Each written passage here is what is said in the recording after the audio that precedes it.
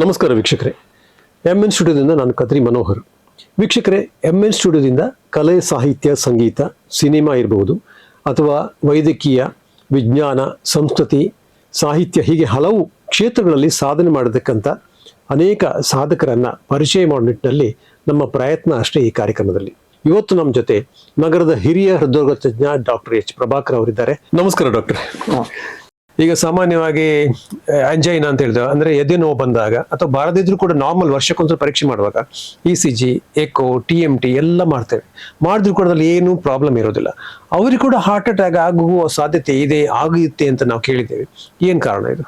Eco ಆಗಲಿ, TMT, ಈ test ನಲ್ಲಿ ಅದಕ್ಕೆ ಪ್ರತಿಯೊಂದು ಟೆಸ್ಟಿಗೆ ನಾವು ಏನಂತ ಹೇಳ್ತೇವೆ ಅಂದ್ರೆ ಸೆನ್ಸಿಟಿವಿಟಿ ಅಂಡ್ ಸ್ಪೆಸಿಫಿಟಿ ಅಂತ ಹೇಳಿ. ಅಂದ್ರೆ ಹೇಳಿದ್ರೆ ಈಗ ಪ್ರತಿ ಪರೀಕ್ಷೆಗೂ ಇಷ್ಟು, ಈಗ ನಾವು ಆಂಜಿಯೋಗ್ರಾಮ್ ಮಾಡಿದಾಗ ಅದಕ್ಕೆ ನಾವು ಹೇಳ್ತೇವೆ ಗೋಲ್ಡನ್ ಸ್ಟ್ಯಾಂಡರ್ಡ್ ಅಂತ. ಅಂದ್ರೆ 100ಕ್ಕೆ 100 ಪ್ರಮಾಣದಲ್ಲಿ ಗ್ಯಾರಂಟಿಯಾಗಿ ಹೇಳ್ಬೋದು, ಖಚಿತವಾಗಿ ಹೇಳ್ಬೋದು. ಈ TMT ಮತ್ತು ಇಕೋಕಾರ್ಡಿಯೋಗ್ರಫಿಯಲ್ಲಿ ನಮ್ಮಲ್ಲಿ ಏನಾಗ್ತಾ ಇದೆ ಅಂತ ಹೇಳಿದ್ರೆ, ನಾವು ಅದನ್ನ ಹಾರ್ಟಿನ ರಕ್ತನಾಳಗಳನ್ನು ನೋಡುವುದಿಲ್ಲ. ನಾವೇನ್ ಮಾಡ್ತೇವೆ ಅಂದ್ರೆ ಇಷ್ಟು ಕೆಲಸ ಮಾಡಿದ್ರೆ ಹಾರ್ಟ್ ಇಷ್ಟು ಇರ್ಬೋದು ಅಂತ. ಈಗ ನಿಮಗೆ ಒಂದು ಉದಾಹರಣೆ ಕೊಡ್ಬೇಕಂತ ಹೇಳಿದ್ರೆ, ನಮ್ಮ ಮನೆಯಲ್ಲಿ ಬಲ್ಬ್ ಇರ್ತದೆ. ಬಲ್ಬ್ ಇರಿದಾಗ ನಾವು ಲೈಟ್ ನೋಡ್ಕೊಂಡು ಹೇಳ್ತೇವೆ ಇದು ವೋಲ್ಟೇಜ್ ಸರಿ ಇದೆ ಅಂತ. ಅದೇ ನಾವು ವೋಲ್ಟಾಮೀಟರ್ ಇಟ್ಕೊಂಡು ನೋಡಿದ್ರೆ ಇದು ವೋಲ್ಟ್ 240 ಇದೆ, ಇದು 180 ಇದೆ, ಇದು 160 ಇದೆ ಅಂತ ನಿಖರವಾಗಿ ಹೇಳ್ಬೋದು. ಅದೇ ತರ ಈಗ TMTಯಲ್ಲಿ ಸಹ ನಾವು ರಕ್ತನಾಳಗಳನ್ನ ನಾವು ನೋಡುವುದಿಲ್ಲ. ಇಷ್ಟು ಕೆಲಸ ಮಾಡಿದ್ರೆ ಇಷ್ಟು ಹೃದಯ ಶಕ್ತಿ ಇರಬಹುದು ಅಂತ ಹೇಳಿ ಒಂದು ಅಭಿಪ್ರಾಯ ಪಡ್ತೇವೆ. ಈಗ ECG ಅಲ್ಲಿ ಅಂತ ಹೇಳಿದ್ರೆ ನಾವು ಒಂದು ಸಾರಿ ECG ಮಾಡಿದ್ರೆ ಆ ECG ಅದರ ವ್ಯಾಲಿಡಿಟಿ ಅಂದ್ರೆ ಎಷ್ಟಂತ ಇರ್ತೇವೆ, ಹೆಚ್ಚಾಗಿ ಒಂದು 5 ರಿಂದ 10 ನಿಮಿಷ ಮಾತ್ರ. ಯಾಕಂತ ಹೇಳಿದ್ರೆ ಅಂದ್ರೆ ಹೃದಯದ ಸಂಬಂಧಪಟ್ಟ ಕಾಯಿಲೆ ಇದ್ದವ್ರಿಗೆ, ಸರಿಯಾದ ಮನುಷ್ಯರಿಗೆ ನಾನು ಹೇಳ್ತಾ ಇಲ್ಲ, ಈಗ ಸಾಮಾನ್ಯ ಜನರಿಗೆ ಹೃದಯದ ಸಂಬಂಧಪಟ್ಟ ಯಾವುದೇ ಎದೆ ನೋವು ಇಲ್ಲ, ಯಾವುದೇ ಕಾಯಿಲೆಗಳಿಲ್ಲ, ಪ್ರೆಷರ್ ಆಗಲಿ, ಶುಗರ್ ಆಗಲಿ, ಯಾವುದೇ ಕಾಯಿಲೆ ಇಲ್ಲ, ಅವರಿಗೆ ECG ಮಾಡಿದ್ರೆ ಏನು ತೊಂದರೆ, ಅದ್ರ ವ್ಯಾಲಿಡಿಟಿ 5 ಅಥವಾ 10 ನಿಮಿಷ ಅಂತ ಹೇಳೋದಿಲ್ಲ. ನಾನು ಬೇರೆ ಹೃದಯ ಸಂಬಂಧಪಟ್ಟ ಕಾಯಿಲೆ ಇದೆ, ಅವನಿಗೆ ಹಾರ್ಟ್ ಅಟ್ಯಾಕ್ ಆಗಿದ ಬಹಳ ಒಂದು ಸಂಭವ ಇದೆ, ಅಂತವರಲ್ಲಿ ಕೆಲವು ಸಾರಿ ಫಸ್ಟ್ 2 ಗಂಟೆ ECG ಮಾಡಿದಾಗ ಅವರಲ್ಲಿ 5% ಜನರಿಗೆ ನಾರ್ಮಲ್ ಬರುವಂತ ಸಂಭವ ಇರ್ತದೆ. ಆದ್ರಿಂದ ಇನ್ನೊಂದು ಸಾರಿ ಡಾಕ್ಟರ್ ECG ಮಾಡಿ ಅಂತ ಹೇಳಿದಾಗ ಜನರು ಅದ್ರ ಬಗ್ಗೆ ತಪ್ಪು ಕಲ್ಪನೆ ಮಾಡಬಾರದು. 2ನೇ ಸಾರಿ ECG ಮಾಡುವ ಅಂದ್ರೆ ಎದೆ ನೋವು ಬರ್ತಾ ಇದೆ, ECG ನಾರ್ಮಲ್ ಇದೆ ಇದ್ರೂ ಸಹ 2ನೇ ಸಾರಿ ECG ಮಾಡಬೇಕಾಗ್ತದೆ. ಈಗ ಇನ್ನೊಂದು ಹೊಸದಾಗಿ ಒಂದು ಟೆಸ್ಟ್ ಬಂದಿದೆ, ಅದನ್ನ ಕೊರೋನರಿ ಕ್ಯಾಲ್ಸಿಯಂ ಸ್ಕೋರಿಂಗ್ ಅಂತ ಹೇಳ್ತೇವೆ. ಇದನ್ನ ನಾವೇನ್ ಮಾಡ್ತೇವೆ ಅಂತ ಹೇಳಿದ್ರೆ ಇದೊಂದು ಸ್ಪೆಷಲೈಸ್ಡ್ ಟೆಸ್ಟ್ ಇದು. ಈ ಟೆಸ್ಟ್ ಏನ್ ಮಾಡ್ತೇವೆ, ಹೃದಯದ ರಕ್ತನಾಳಗಳನ್ನು ನೋಡ್ತೇವೆ. ಈ ಹೃದಯದ ರಕ್ತನಾಳ ನೋಡಿದ್ರೆ ಅದರಲ್ಲಿ ಕ್ಯಾಲ್ಸಿಯಂ ಡೆಪಾಸಿಟ್ ಅಂತ ಹೇಳಿದ್ರೆ ಸುಣ್ಣದ ಪ್ರಮಾಣ ಹೆಚ್ಚಿದೆಯಾ ಅಂತ. ಈಗ ಕೊಲೆಸ್ಟ್ರಾಲ್ ಈಗ ಹೆಚ್ಚಿನ 100ಕ್ಕೆ 98% ಈ ಹೃದಯದ ಸಂಬಂಧ ಕಾಯಿಲೆಗಳು ಬರೋದು ಕೊಲೆಸ್ಟ್ರಾಲ್ ಡೆಪಾಸಿಟ್ ಅಂತ. ಅದು ಕೊಲೆಸ್ಟ್ರಾಲ್ ಡೆಪಾಸಿಟ್ ಆದ್ರೆ ಅದರಲ್ಲಿ ಕ್ಯಾಲ್ಸಿಯಂ, ಮೈಕ್ರೋ ಕ್ಯಾಲ್ಸಿಯಂ ಅಂತ ಹೇಳ್ತೇವೆ, ಅದು ಇರ್ತದೆ. ಅದನ್ನ ನಾವು ಹೇಳಲಿಕ್ಕೆ ಆಗ್ತದೆ. ಇದರಲ್ಲಿ ನಾವು ಹೇಳ್ಬೋದು ಸಾಧಾರಣ 85-90% ಶೇಕಡವಾಗಿ ಹೇಳ್ಬೋದು. ಯಾರಿಗೆ ಕ್ಯಾಲ್ಸಿಯಂ ಸ್ಕೋರಿಂಗ್ 0 ಇದ್ರೆ 35 ವರ್ಷ ದಾಟಿದವರಿಗೆ, ಗಂಡು ಮಕ್ಕಳಲ್ಲಿ 35 ವರ್ಷ ದಾಟಿದವರಿಗೆ, ಹೆಣ್ಮಕ್ಳಲ್ಲಿ 45 ವರ್ಷ ದಾಟಿದವರಿಗೆ 90% ಜನರಿಗೆ ಇವರಿಗೆ ಕಾಯಿಲೆ ಇಲ್ಲ. 90%. ಇದರಲ್ಲಿ ಏನಾದ್ರು ಡೆಪಾಸಿಟ್ ಇದ್ರೆ ಅದರಲ್ಲಿ ನಾವು ಗ್ರೇಡಿಂಗ್ ಅಂತ ಮಾಡ್ತೇವೆ, ಅದ್ರ ಮೇಲೆ ಹೇಳಲಿಕ್ಕೆ ಬರ್ತವೆ. ಇದನ್ನು ಯಾರು ಮಾಡ್ಬೇಕಂತ ನಿಮ್ಮ ಪ್ರಶ್ನೆ ಇರ್ಬೋದು.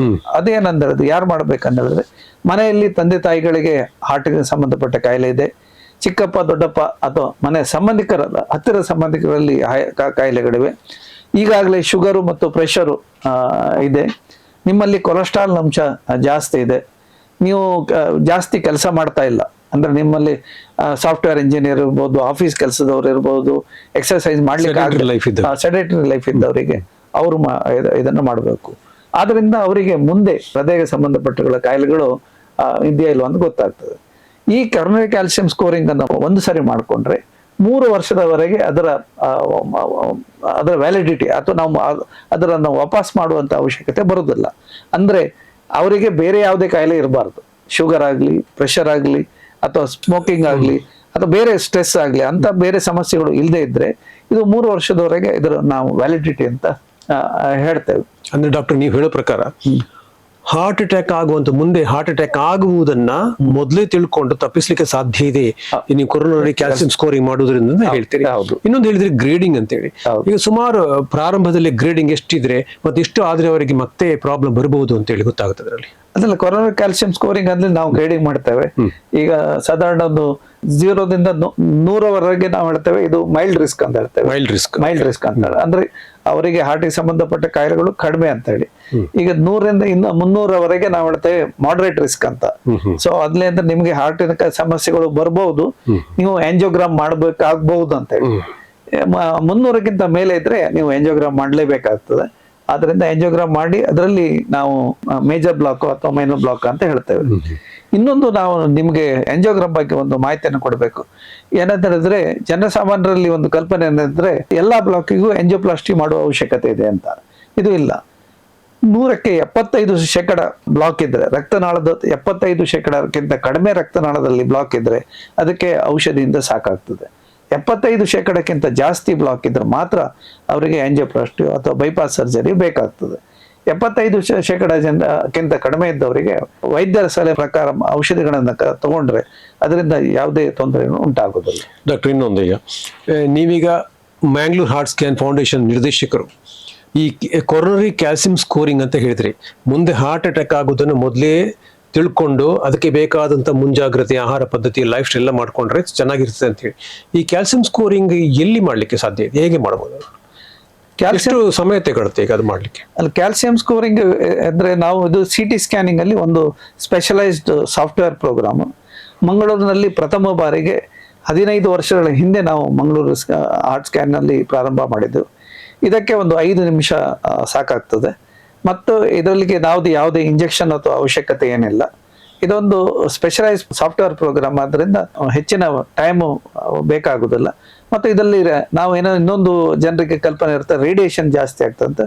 ಇದರಲ್ಲಿ ರೇಡಿಯೇಷನ್ ಅಂಶ ಬಹಳ ಕಡಿಮೆ ಇರ್ತದೆ. ಸಾಧಾರಣ ಒಂದು 2ರಿಂದ 3 ಚೆಸ್ಟ್ ಎಕ್ಸ್ರೇ ತೆಗೆದಷ್ಟು ಮಾತ್ರ ರೇಡಿಯೇಷನ್ ಆಗ್ತದೆ. ಮತ್ತು ಇದು ನಿಮಗೆ ಇಮಿಡಿಯೇಟ್ ಆಗಿ ರಿಪೋರ್ಟ್ ಸಿಗ್ತದೆ. ಒಂದು 5 ನಿಮಿಷದಲ್ಲಿ ಎಲ್ಲ ಕ್ಯಾಲ್ಸಿಯಂ ಸ್ಕೋರಿಂಗ್ ರಿಪೋರ್ಟ್ ಸಿಗ್ತದೆ. ಮತ್ತೆ ಸಲಹೆಗಳು ಸಹ ಇಮಿಡಿಯೇಟ್ ಆಗಿ ಮಾಡ್ಲಿಕ್ಕೆ ಆಗ್ತದೆ. ಅಂದ್ರೆ ಪ್ರತಿ 3 ವರ್ಷಕ್ಕೊಂದ್ಸಲ ಮಾಡಿದ್ರೆ ಮುಂದಿನ 3 ವರ್ಷಕ್ಕೆ ನೀವು ಅಂದ್ರೆ ಈಗ ಒಂದು 35 ವರ್ಷದ ದಾಟಿದವರು ರಿಸ್ಕ್ ಫ್ಯಾಕ್ಟರ್ ಇದ್ರೆ ಬೇಗ ಮಾಡ್ಬೇಕಾಗ್ತದೆ. ರಿಸ್ಕ್ ಫ್ಯಾಕ್ಟರ್ ಇಲ್ಲದ್ರೆ ಒಂದು 3 ವರ್ಷಕ್ಕೆ ಮಾಡಿದ್ರೆ ಸಾಕಾಗ್ತದೆ. ಸಡನ್ ಡೆತ್ ಅನ್ನ ಮತ್ತೆ ಕಡಿಮೆ ಮಾಡೋ ಸಾಧ್ಯತೆಗಳಿದೆ ಅಂತ ಹೇಳಿ. ಓಕೆ ಡಾಕ್ಟರ್, ಈ ಹಾರ್ಟ್ ಅಟ್ಯಾಕ್ ಗೆ ಸಂಬಂಧಪಟ್ಟ ಹಾಗೆ ಹೆಲ್ತ್ ಎಜುಕೇಶನ್ ಅನ್ನೋದು ಬಹಳ ಮುಖ್ಯ. ಚಿಕ್ಕ ಮಕ್ಕಳಲ್ಲಿ ಆಗುವಂತ ಈ ಒಂದು ಆಘಾತವನ್ನು ತಡೆಗಟ್ಟಲಿಕ್ಕೆ ಶಾಲೆಯಲ್ಲಿ ಕೂಡ ಈ ಒಂದು ಮಾಸಾಗಿ ಹೆಲ್ತ್ ಎಜುಕೇಶನ್ ಕೊಡೋ ನಿಟ್ಟಿನಲ್ಲಿ ನಿಮ್ಮ ವೈದ್ಯಕೀಯ ಸಂಸ್ಥೆ ಎಷ್ಟು ಕೆಲಸ ಮಾಡ್ತದೆ, ಏನ್ ಮಾಡಬೇಕು, ಯಾವ ರೀತಿಯ ಕ್ರಮ ಕೈಗೊಳ್ಬೇಕಾಗುತ್ತೆ ಡಾಕ್ಟರ್? ಈಗ ಹೆಚ್ಚಿನ ಕಾಯಿಲೆಗಳು ನಾನು ನಿಮ್ಗೆ ಈಗಾಗಲೇ ಹೇಳಿದ್ದೇನೆ, ಬೇರೆ ದೇಶಗಳಿಗೆ ನಾವು ಕಂಪೇರ್ ಮಾಡಿದ್ರೆ ಭಾರತದಲ್ಲಿ ಒಂದು 10ರಿಂದ 15 ವರ್ಷ ಮುಂಚೆ ಅದು ನಮ್ಮಲ್ಲಿ ಕಾಣಿಸ್ಕೊಳ್ತಾ ಇದೆ. ಆದ್ರಿಂದ ಆದಷ್ಟು ಹೆಚ್ಚಾಗಿ ಹೈಸ್ಕೂಲ್ ಲೆವೆಲ್ನಲ್ಲೇ ನಾವು ಎಜುಕೇಶನ್ ಅನ್ನ ಸ್ಟಾರ್ಟ್ ಮಾಡಬೇಕಾಗ್ತದೆ.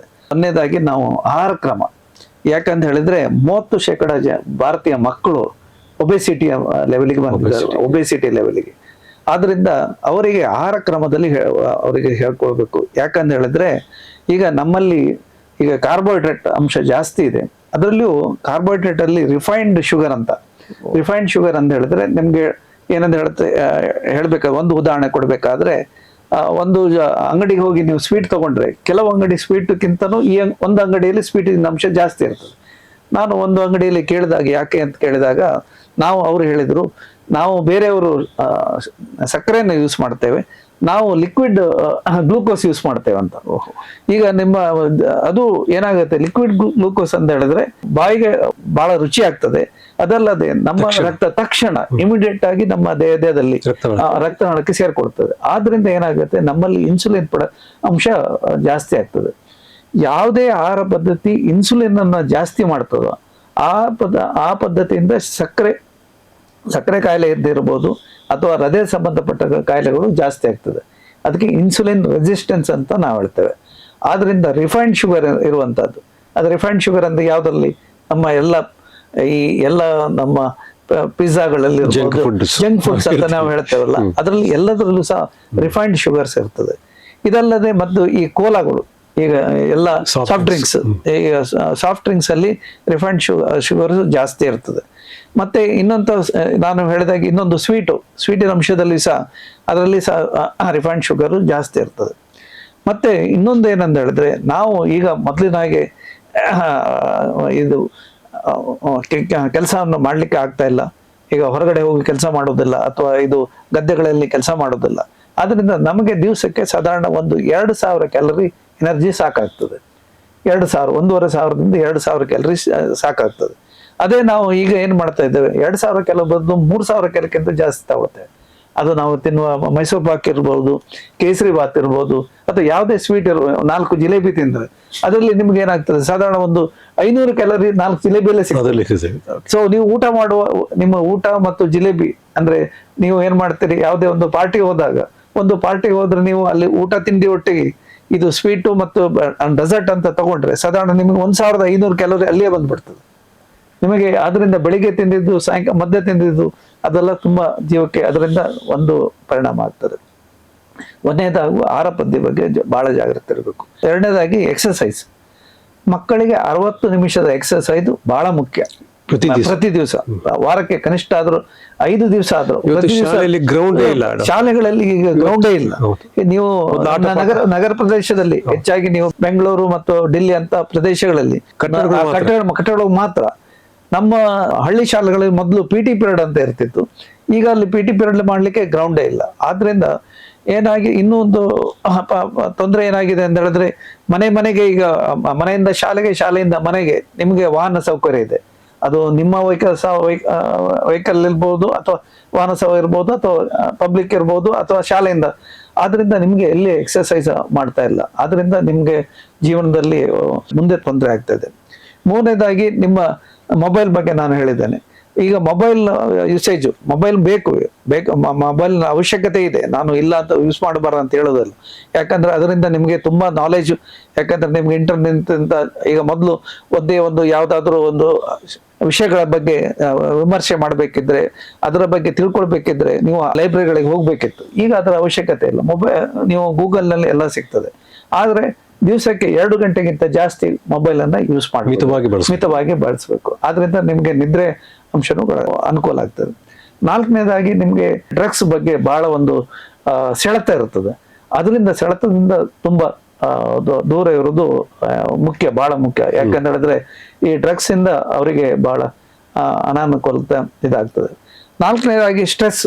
ಯಾಕಂತ ಹೇಳಿದ್ರೆ ಈಗ ಕಾಂಪಿಟಿಷನ್. ಈಗ ನೀವು ಯಾವುದೇ ಮನೆ ಹೋದ್ರು ಸಹ ನಮ್ಮ ಮಗ 99, ಇನ್ನೊಬ್ರು ಹೇಳ್ತಾರೆ 99.4. ಈಗ 90 ಅಂತ ಹೇಳಿದ್ರೆ ಇವರು 95 ಅಂತ ಹೇಳಿದ್ರೆ ಇವ್ರ ಮಗ ಅಥವಾ ಮಕ್ಕಳು ಓದ್ತಾ ಇಲ್ಲ ಅಂತ ಹೇಳಿ. ಸೊ ಈ ಸ್ಟ್ರೆಸ್ ಇಂದ ಜೀವಕ್ಕೆ, ಮಕ್ಕಳಲ್ಲಿ ಸ್ಟ್ರೆಸ್, ಈಗ ಮತ್ತೆ ತಂದೆ ತಾಯಿ ಸ್ಟ್ರೆಸ್ ಎಷ್ಟು, ಅದೇ ಸ್ಟ್ರೆಸ್ ಅದು ಮಕ್ಕಳಿಗೆ ಹೋಗೋದ್ರಿಂದ ಅವರಿಗೆ ಜೀವನದಲ್ಲಿ ಮುಂದೆ ಆಗ ಅಲ್ಲದಿದ್ರು ಸಹ ಮುಂದೆ ಅವರಿಗೆ ತೊಂದರೆ ಆಗುವಂತ ಅಂಶ ಇರ್ತದೆ. ಆದ್ರಿಂದ ಸ್ಟ್ರೆಸ್ ಮ್ಯಾನೇಜ್ಮೆಂಟ್ ಮಕ್ಕಳಲ್ಲಿ ಈಗ ಅಂತ ಹೇಳಿದ್ರೆ, ಈಗ ಯಾವುದೇ ಉದ್ಯೋಗದಲ್ಲಿ ಮೊದಲು ಏನಾಗ್ತಿತ್ತು ಅಂತ ಹೇಳಿದ್ರೆ, ವೈದ್ಯರಲ್ಲಿ ಒಂದು 3-4 ಉದ್ಯೋಗ ಇತ್ತು. ವೈದ್ಯರು, ಇಂಜಿನಿಯರು ಅಥವಾ ಲಾಯರು, ಇದು 3-4 ಉದ್ಯೋಗ, ಅಥವಾ ನೀವು CA ಆಗ್ಬೇಕಂತ ಹೇಳುವ ವೃತ್ತಿಗಳಿತ್ತು. ಈಗ ಹಲವಾರು ವೃತ್ತಿಗಳಿದೆ, ಅವಕಾಶಗಳು ಜಾಸ್ತಿ ಇದೆ. ನಾನು ಬೇರೆ ಒಂದು ಪೇಂಟರ್, ಅಂದ್ರೆ ನೀವು ಪೇಂಟಿಂಗ್ ಕಲೆಯನ್ನು ಮಾಡಿದ ಆರ್ಟಿಸ್ಟ್, ಅವ್ರ ಹತ್ರ ಕೇಳ್ತಾ ಇದ್ದೆ. ಅವ್ರು ಹೇಳ್ತಾ ಇದ್ರು, ನನ್ನ ಉದ್ಯೋಗಕ್ಕೂ ಮತ್ತು ಸಾಫ್ಟ್ವೇರ್ ಉದ್ಯೋಗಕ್ಕೂ ಬಹಳ ವ್ಯತ್ಯಾಸ ಏನಿಲ್ಲ. ಯಾಕಂತ ಹೇಳಿದ್ರೆ ಈಗ ಎಲ್ಲಾ ಉದ್ಯೋಗಕ್ಕೂ ಒಂದು ಬೆಲೆ ಇದೆ. ಜೀವನ ಮಾರ್ಗಕ್ಕೆ ನೀವು 3-4 ಉದ್ಯೋಗಗಳನ್ನು ಹುಡ್ಕೊಡ್ಬೇಕಂತ ಅವಶ್ಯಕತೆ ಇಲ್ಲ. ಆದ್ರಿಂದ ಈ ಸ್ಟ್ರೆಸ್ ಲೆವೆಲ್ ಅನ್ನ ಬಹಳ ಕಡಿಮೆ ಮಾಡ್ಕೊಳ್ಬೇಕಾಗ್ತದೆ. SLC ಆದ ನಂತರ ನೀವು ಏನ್ ಮಾಡ್ಬೇಕಂತ ಹೇಳಿದ್ರೆ, ಒಂದು ನುರಿತ ವೈದ್ಯರಲ್ಲಿ, ಅಂದ್ರೆ MD ಫಿಸಿಷಿಯನ್ ಅವ್ರ ಡಾಕ್ಟರ್ ಅಲ್ಲಿ ಹೋಗಿ ಒಂದು ಜನರಲ್ ಚೆಕಪ್ ಅಂತ ಮಾಡಿಸ್ಕೊಳ್ಳೋದು ಒಳ್ಳೇದು. ಆದ್ರಿಂದ ಏನಾಗುತ್ತೆ ಅಂತ ಹೇಳಿದ್ರೆ, ಮುಂದೆ ನಿಮ್ಗೆ ಕಾಯಿಲೆಗಳು ಬರುವ ಲಕ್ಷಣಗಳಿದೆಯಾ, ಅದು ತಪ್ಪಿಸಬಹುದಾ, ಅಥವಾ ಅದ್ರ ಬಗ್ಗೆ ಏನು ಮಾಹಿತಿ ಬೇಕು, ಇದನ್ನ ಇದು ಮಾಡ್ಬೇಕಾಗ್ತದೆ. ಕೊನೆಯದಾಗಿ ನಾನು ಹೇಳೋದು ಅಂತ ಹೇಳಿದ್ರೆ, ಈಗ ಮಕ್ಕಳಿಗೆ, ಈಗ ಮನೆಯಲ್ಲಿ ಯಾರಿಗಾದ್ರೂ ಆರೋಗ್ಯ ಸಮಸ್ಯೆ ಉಂಟಾದ್ರೆ ಅದನ್ನ ಸಮಸ್ಯೆಯನ್ನ ಫಸ್ಟ್ ಏಡ್ ಹೇಗೆ ಕೊಡ್ಬೇಕಂತ ಅದನ್ನ ಸಹ ಈಗ ಕಲಿಬೇಕಾಗ್ತದೆ. ಯಾಕಂದ್ರೆ CPR, ಈಗ CPR ಆಗಿರ್ಬೋದು, ಅಥವಾ ಒಬ್ಬರಿಗೆ ಹುಷಾರಿಲ್ದಿದ್ರೆ ಯಾರಿಗೆ ಕಾಲ್ ಮಾಡ್ಬೇಕು ಅಥವಾ ಏನ್ ಮಾಡ್ಬೇಕು ಅಂತ ಹೇಳುವ ಒಂದು ಇದ್ ಮಾಡ್ಲಿಕ್ಕೆ, ಮತ್ತು ಸಾಮಾನ್ಯ ಜ್ಞಾನ ಇಟ್ಕೊಳ್ಬೇಕು. ನಿಮ್ಗೆ ಶುಗರ್ ಅಂದ್ರೆ ಏನು, BP ಅಂದ್ರೆ ಏನು, ಹಾರ್ಟ್ ಸಂಬಂಧಪಟ್ಟ ಕಾಯಿಲೆಗಳು ಏನು ಅಂತ ಹೇಳೋದು ಸಾಮಾನ್ಯ ನಾಲೆಜ್. ಅಂದ್ರೆ ಇದನ್ನ ನಾನು ಹೇಳ್ತದೆ ಹೈಸ್ಕೂಲ್ ಮಕ್ಕಳಿಗೆ, ಅವರಿಗೆ ಹೈಸ್ಕೂಲ್ ಮತ್ತು PUC ಲೆವೆಲ್ ಮಕ್ಕಳಿಗೆ ಇರೋದ್ರಿಂದ ಅವರಿಗೆ ಹೆಲ್ತ್ ಎಜುಕೇಶನ್ ಅಂತ ನಾವು ಹೇಳ್ತೇವಲ್ಲ, ಇರೋದ್ರಿಂದ ಅವರಿಗೆ ಮುಂದಿನ ಜೀವನದಲ್ಲಿ ಅವರಿಗೆ ಅನುಕೂಲ ಆಗ್ತದೆ. ಈಗ ನಾವು ಕೇಳ್ತಾ ಇದ್ದಾಗೆ ಒಂದು ಮನೆಯಲ್ಲಿ ಹಿರಿಯರು ಚಿಕ್ಕ ಮಕ್ಕಳು ಇರ್ತಾರೆ, ನೀವು ಹೇಳಿದ ಮೊಬೈಲ್ ಇಟ್ಕೊಳ್ತಾರೆ, ರೂಮ್ ಬಾಗಿಲು ಹಾಕೊಂಡು ಮೊಬೈಲ್ ನೋಡ್ತಿರ್ತಾರೆ. ಹಿರಿಯರಿಗೆ ಹಾರ್ಟ್ ಅಟ್ಯಾಕ್ ಆದ್ರೆ ಅವ್ರು ಸತ್ತು ಹೋದು ಒಂದು ಎಷ್ಟು ಗಂಟೆಗಳದ್ದು ಕೂಡ ಅವರ ಯೋಚನೆ ಇರೋದಿಲ್ಲ. ಈ ತರ ಒಂದು ಸಮಸ್ಯೆಗಳು ತುಂಬಾ ಕಡೆ ಇರುತ್ತೆ ಡಾಕ್ಟರ್. ಒಂದು ಸಾಮರಸ್ಯ ಇರೋದಿಲ್ಲ ಕುಟುಂಬದಲ್ಲಿ ಅಂತ. ನೀವು ಹೇಳೋ ಪ್ರಕಾರ ಒಟ್ಟಾಗಿ ಇರಬೇಕು, ಒಟ್ಟು ಊಟ ಮಾಡಬೇಕು, ಒಟ್ಟು ಮಾತನಾಡಬೇಕು, ಆಗ ಸ್ಟ್ರೆಸ್ ಕೂಡ ಕಮ್ಮಿ ಆಗುತ್ತೆ ಅಂತ ಹೇಳಿ. ಒಟ್ಟಾರೆಯಾಗಿ ಇವತ್ತಿನ ಚಿಕ್ಕ ವಯಸ್ಸಿನಲ್ಲಿ ಹಾರ್ಟ್ ಅಟ್ಯಾಕ್ ಆಗೋದಕ್ಕೆ ಪ್ರಮುಖ ಕಾರಣ ಅಂತ ಹೇಳ್ತೀರಿ ನೀವು. ಒಂದು ಡ್ರಗ್ಸ್, ಮಾದಕ ವ್ಯಸನಿಗಳಲ್ಲಿ ಈ ಒಂದು ಅಂಶ ಜಾಸ್ತಿ. ಗೊತ್ತಿದ್ಯೋ ಗೊತ್ತಿಲ್ಲದೆಯೋ ಮಾದಕ ವಸ್ತುಗಳು ತಗೊಳ್ತಾರೆ ಮಕ್ಕಳು, ಇದರಿಂದ ಹಾರ್ಟ್ ಅಟ್ಯಾಕ್ ಆಗೋ ಸಾಧ್ಯತೆಗಳು ಜಾಸ್ತಿ. ಇನ್ನೊಂದು ಒಬೆಸಿಟಿ, ನಾವು ಜಂಕ್ ಫುಡ್ ತಿಂತೇವೆ, ಬೇಕಾದಷ್ಟು ನಾವು ಕ್ಯಾಲರಿಯನ್ನು ನಮ್ಮ ದೇಹದೊಳಗೆ ಸೇರಿಸ್ಕೊಳ್ತೀವಿ, ಎಕ್ಸಸೈಸ್ ಇರೋದಿಲ್ಲ, ಸ್ಟ್ರೆಸ್ ಇರುತ್ತೆ, ಇದು ಕೂಡ ಪ್ರಮುಖ ಕಾರಣ ಅಂತ ಹೇಳ್ತಾರೆ. ಇದರಿಂದ ಕೂಡ ಹಾರ್ಟ್ ಅಟ್ಯಾಕ್ ಆಗೋದು ಜಾಸ್ತಿ ಅಂತ ಹೇಳ್ತಾರೆ. ಹಾಗಾಗಿ ನಮ್ಮ ಹಿರಿಯರು ಭಯ ಪಡಬೇಕಾಗಿಲ್ಲ. ನಿಮ್ಮ ಈ ಸಲಹೆಯನ್ನು ತಕೊಂಡು ಅದರ ಪ್ರಕಾರ ನಾವು ಜೀವನವನ್ನು ಪರಿವರ್ತನೆ ಮಾಡಿಕೊಂಡ್ರೆ, ಲೈಫ್ ಮಾಡಿಫಿಕೇಶನ್ ಅಂತ ಹೇಳ್ತೀರಲ್ಲ, ಅದನ್ನು ಮಾಡಿಕೊಂಡ್ರೆ ಬಹುಶಃ ಇದರಲ್ಲಿ ಹೆಚ್ಚಿನ ಒಂದು ಒಳ್ಳೆಯ ಉತ್ತಮ ಫಲಿತಾಂಶ ಪಡ್ಕೊಳ್ಬಹುದು ಅಂತ ಹೇಳ್ತೀವಿ ಡಾಕ್ಟ್ರೆ. ಇಷ್ಟೊತ್ತು ನಮ್ಮ ಈ ಕಾರ್ಯಕ್ರಮದಲ್ಲಿ ಭಾಗವಹಿಸಿದಿರಿ. ನಿಮಗೆ ನಮ್ಮ MN ಸ್ಟುಡಿಯೋ ಪರವಾಗಿ ತುಂಬ ಧನ್ಯವಾದಗಳು. ನಮಸ್ಕಾರ. ವೀಕ್ಷಕರೇ, MN ಸ್ಟುಡಿಯೋದ ಕಾರ್ಯಕ್ರಮಗಳನ್ನು ಫಾಲೋ ಮಾಡಿ, ಲೈಕ್ ಮಾಡಿ, ಸಬ್ಸ್ಕ್ರೈಬ್ ಮಾಡಿ, ಅದೇ ರೀತಿ ಶೇರ್ ಮಾಡಿ ಅಂತ ಹೇಳ್ತಾ ಮತ್ತೆ ಮುಂದಿನ ಸಂಚಿಕೆಯಲ್ಲಿ ಭೇಟಿಯಾಗ್ತೀವಿ. ನಮಸ್ಕಾರ.